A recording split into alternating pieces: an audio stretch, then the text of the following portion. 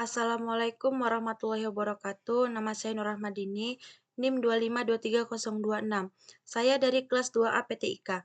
Di sini saya akan menjelaskan materi tentang memori. Yang pertama itu ada pengertian memori. Apa itu memori?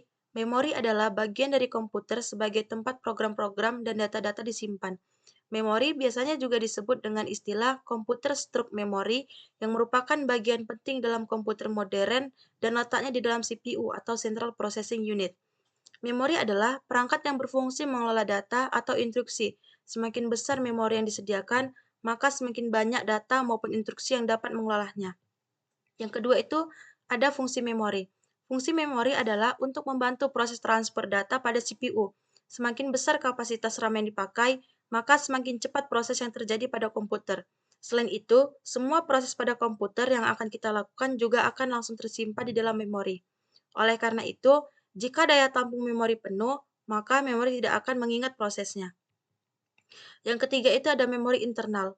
Memori internal adalah memori yang terdapat di dalam perangkat itu sendiri, seperti RAM atau Random Access Memory dan ROM Read Only Memory. Fungsi RAM digunakan untuk menyimpan data sementara saat perangkat sedang berjalan, sedangkan ROM menyimpan firmware atau perangkat lunak sistem yang dibutuhkan perangkat untuk booting. Yang keempat itu ada memori eksternal. Memori eksternal adalah memori yang dapat ditambah ke perangkat dari luar, seperti kartu memori, USB flash drive, atau hard drive eksternal. Fungsinya digunakan untuk menyimpan data tambahan seperti foto, video, musik, dan dokumen. Yang kelima itu ada hierarki memori. Hierarki memori dalam arsitektur komputer adalah sebuah pedoman yang dilakukan oleh para perancang demi menyertakan kapasitas, waktu akses, dan harga memori untuk tiap bitnya. Karakteristik dari hierarki memori ini adalah seperti yang pertama itu dari segi kecepatannya. Semakin posisinya ke atas, maka kecepatan dari memori ini akan semakin cepat. Yang kedua itu dari segi kapasitas. Semakin posisinya ke atas, maka kapasitasnya akan semakin mengecil. Yang ketiga itu dari segi harga. Semakin posisinya ke atas, maka harga semakin mahal. Yang keenam itu ada karakteristik dari sistem memori. Di sini ada karakteristik dan memori dan macam-macam atau keterangannya. Kalau karakteristik lokasi itu macam-macam itu seperti CPU, internal, eksternal. Kalau dari kapasitas itu ada ukuran word dan jumlah word. Kalau dari satuan transfer itu ada word dan block. Kalau dari metode access itu ada sequential access, direct access, random access, dan associative access. Kalau dari kinerja itu ada access time, cycle time, transfer rate.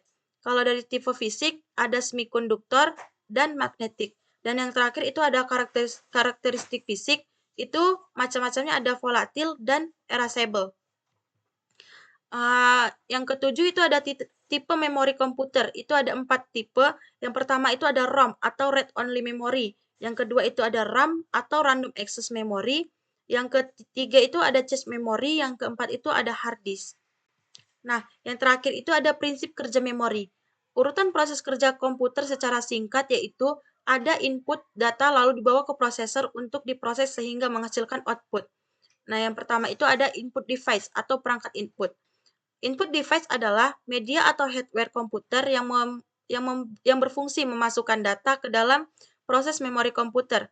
Beberapa perangkat keras yang berfungsi sebagai input diantaranya seperti keyboard, mouse, tombol start, reset pada panel dengan CPU, joystick, webcam, dan tombol eject pada CD atau DVD-ROM. Yang kedua itu ada prosesor.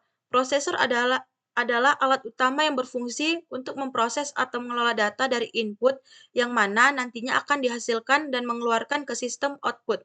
Sehingga bisa dibilang prosesor memiliki peran penting dalam sistem komputer. Adapun prosesor yang memiliki salah satu bagian penting dalam prinsip kerja komputer terdiri dari 3 bagian utama. Ketiga bagian itu seperti CPU, ALU, dan memory unit. Yang terakhir itu ada output device atau perangkat output. Output device adalah media atau perangkat komputer yang berfungsi untuk menampilkan atau menghasilkan data dari proses. Jadi, bisa dibilang termasuk memori memiliki peran penting dalam prinsip kerja komputer. Hasil keluaran atau output yang dimaksudkan dapat berupa soft copy seperti yang ditampilkan pada layar monitor atau suara dan bisa pula berupa hardware. Baiklah, sekian penjelasan tentang memori dari saya. Saya ucapkan terima kasih. Wassalamualaikum warahmatullahi wabarakatuh.